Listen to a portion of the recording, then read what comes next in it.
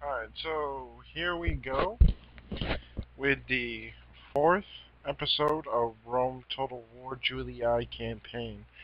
And I just took the Carthage city of Carlis and, well, declared war against Carthage. So I am heading over to Gaul with Vibius Julius to see what I can do. I did not end my turn before I ended my video last time, so let's start with an end turn. I've been working on building up my cities and building up my population so I can recruit better troops. They want me to blockade the port of Thermon. That is way too far away for my ships to get there in time, so I'm just going to leave the Greeks alone. There's not really much I can do about that, so moving Vibius out of Roman territory. I have good defense around most of my cities.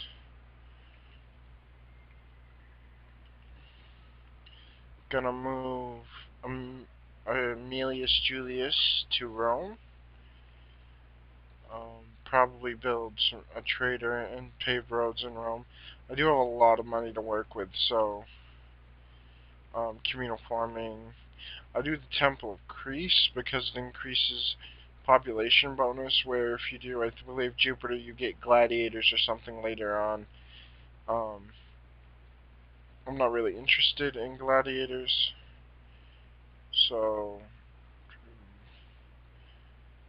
I just do what'll increase my population, so later on I can just recruit troops, and not really have to worry about it.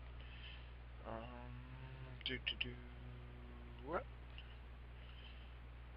And you will see me queue most of my buildings and just leave it alone, so my money will go down a lot for a turn, and then over the next few turns I won't be building anything, so my money will go right back up.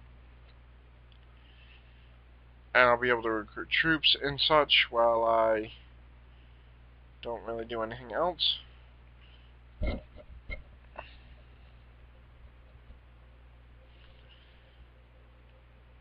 And just wait for everybody else to go. Nobody attacked. I didn't take a ceasefire with the Gauls when they offered it, so that's my next move.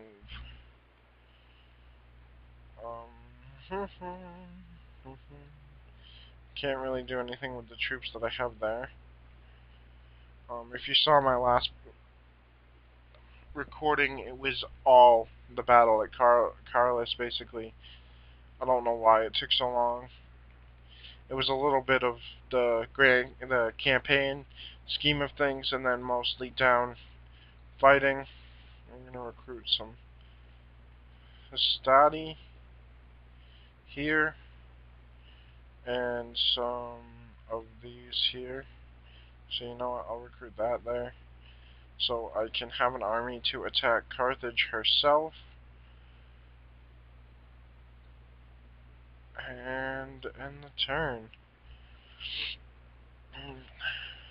The first thing I always do, if you watch my past videos, I secured the top of the Italian boot, and it kind of limits what, it doesn't really limit what you can do, but after that, your opponents don't really move through there. You mostly get rebels. You don't really get many actual troops,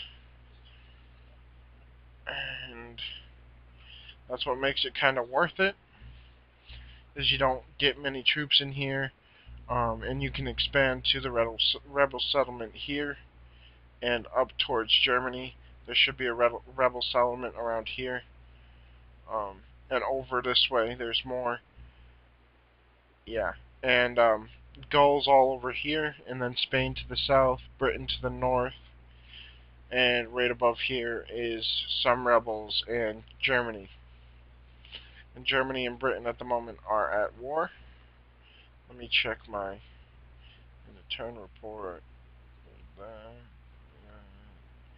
War declared between Macedon and the Greek cities, which really isn't a big surprise. It happens every game, and I'm not even kidding about that. It happens every single game. I will, as a precaution,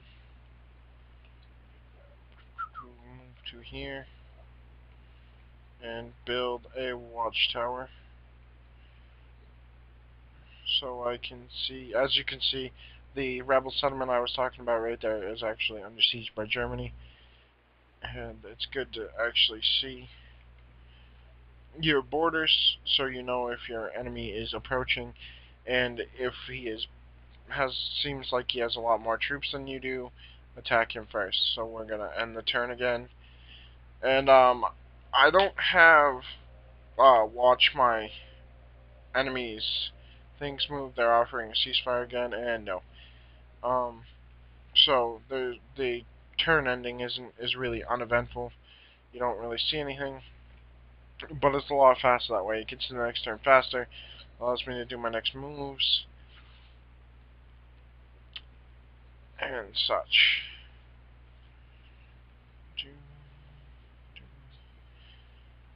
And the Greek cities are now allied with the Seleucid Empire. And here we go, down on the map for the battle. Though you might think it's a waste of time because I clearly could have won if I just hit auto-resolve. I don't really like to hit auto-resolve. It's better just to fight the battle on the map and get it over with. And sometimes you lose a lot less troops. Sometimes you don't lose any troops at all.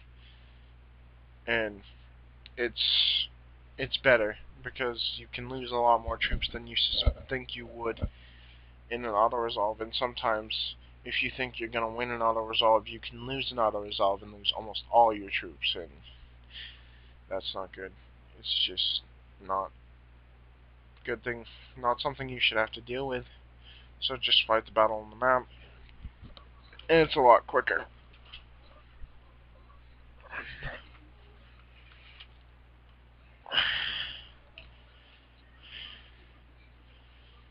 Alright, so I'm going to skip his speech because it's not really necessary to listen to.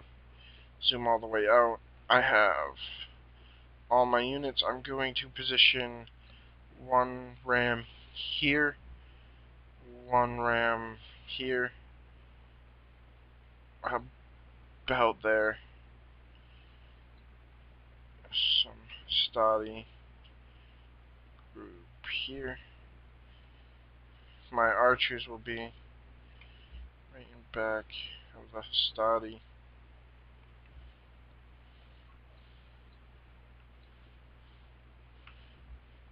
In my earlier videos, you see me group units. I'd love to group units, but right now, I'm not really going to. It is a very good thing to group units. It allows you to command, like, I can command all my cavalry at once if I group them, but I can also group, like, some cavalry, some archers, and whatever together, and have it an actual group in battle. So, here we go. At the end, let us begin.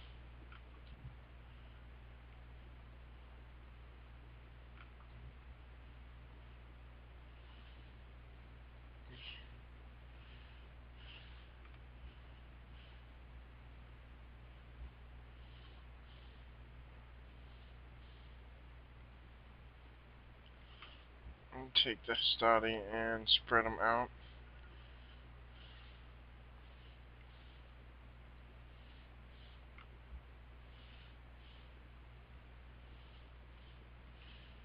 And yeah, you'll see me just moving the units a lot at the beginning of battle. Not really much action. There's not really much to do. Now I'm just gonna go in and see they have warband, more warband, and more warband. So they basically all just have warband infantry. That's all it is. That's all I have to kill, and it's not gonna be that hard. And it won't take too long, I don't think. But the last time I said that, a battle took like 40 minutes, so if you actually watch my first scrimmage, I said that it wouldn't take too long, and it took like 41 minutes to complete the battle. It was 2 Greece versus 4 Carthage, and the catapults really messed my enemies up, but they kind of messed me up too. So they can be an advantage, but they can also be a disadvantage at the same time. Just watch out for those. I usually make my men use fire ammo because if they do use fire ammo, it frightens the enemy more, and if you're versing elephants, it's really good because the elephants are actually scared by fire and will go on a rampage, and when they rampage, they basically run around in circles, killing everything in their path, even if it's allied units.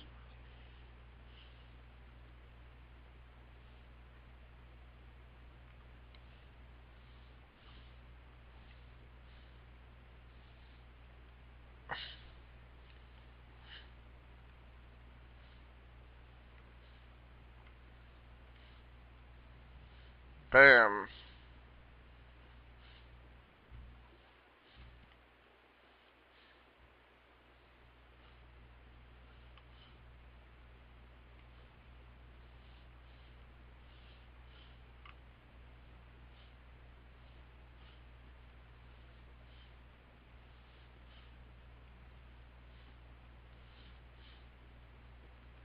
I have no idea where my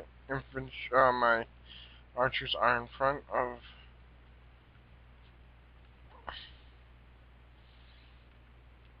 my Hastati.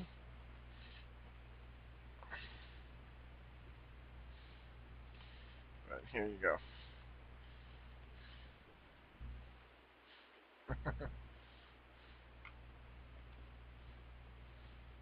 Group 2, come in and move here.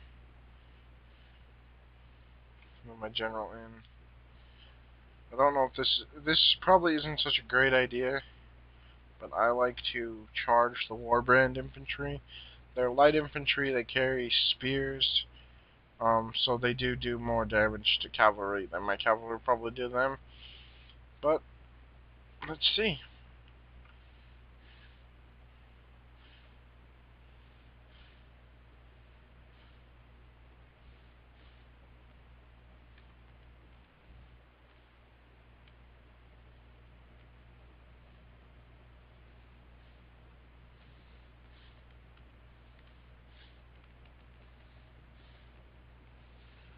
And I'm gonna have archers follow behind.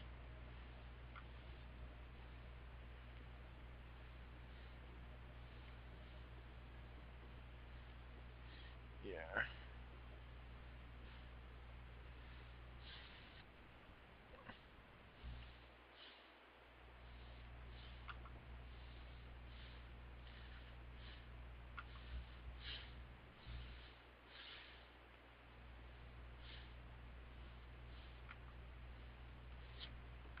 Before I lose too much cavalry, I'm gonna pull them out, and then I'm gonna move my archers in range, hopefully.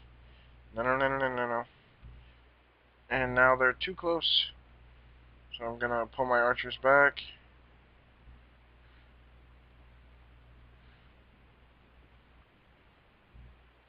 So they won't die.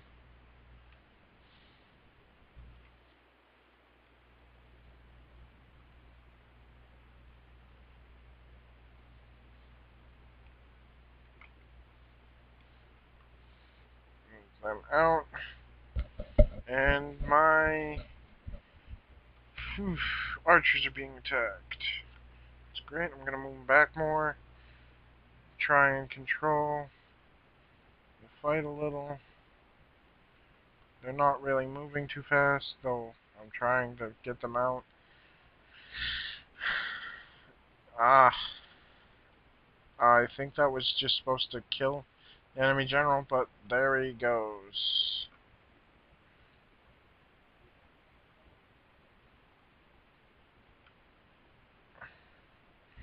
Now it's a good time to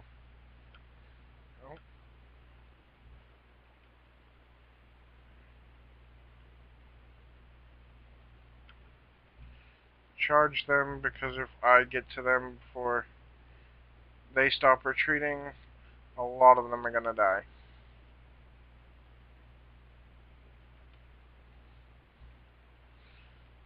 And move on to take the rest of the city.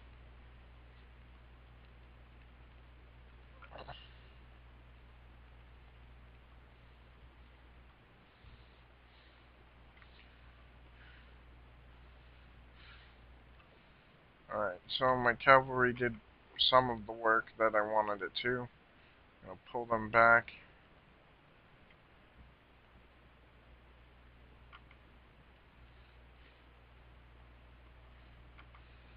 And they stopped retreating like I thought they would. And are now face to face with my Hastati again. Retreating. It's actually kind of easy to get them to retreat. But, okay.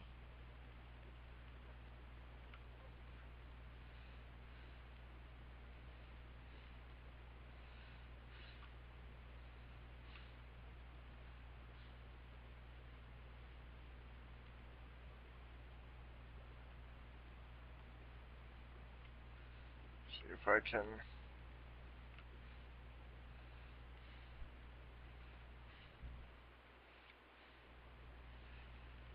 You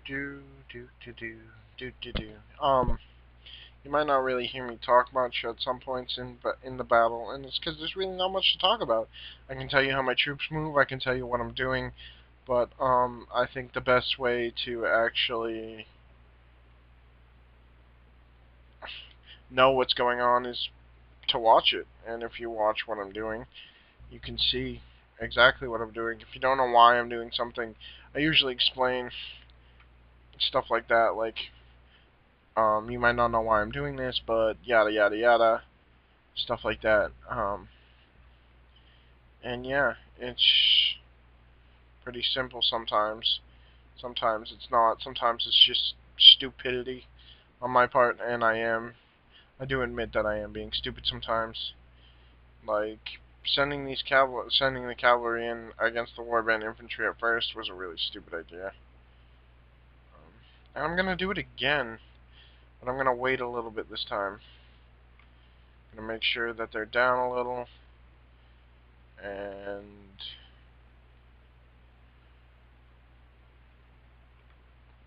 now's probably a good time. A crazy time, but a good time. They've lost a lot of units.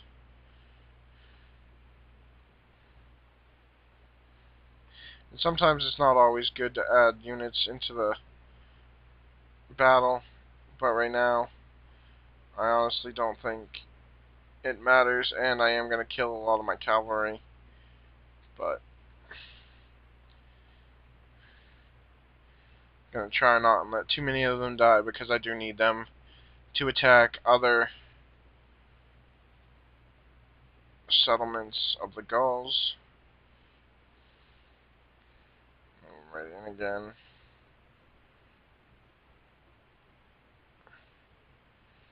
There we go.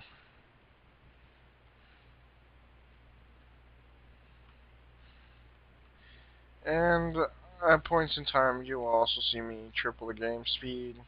Just, they're already going to lose. I might lose a lot of men, but that's how it's going to happen. There you go. I killed 162, I killed 472. And sometimes I'll lose, like, right around where they are, but you want to know what? As long as I don't lose more men than they do, that is what I am looking for. So, I think that'll do it for this episode of Rome Total War Julii campaign. It seems like I'm taking one settlement at a time. I'm only doing one battle at a time, and I'm sorry if you guys don't appreciate that.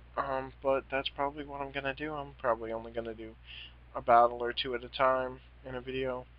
I probably won't go over that because it does take a long time, and it takes a long time to render and upload, and maybe when I get another new computer it won't take so long, so it won't be so bad. But here's where I'm going to end this video, and I will be continuing my war against the Gauls in the next one, and I will be moving down to Carthage, hopefully before my ally can.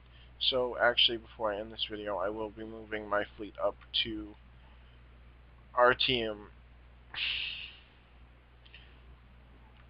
And I guess I'll see you guys next time.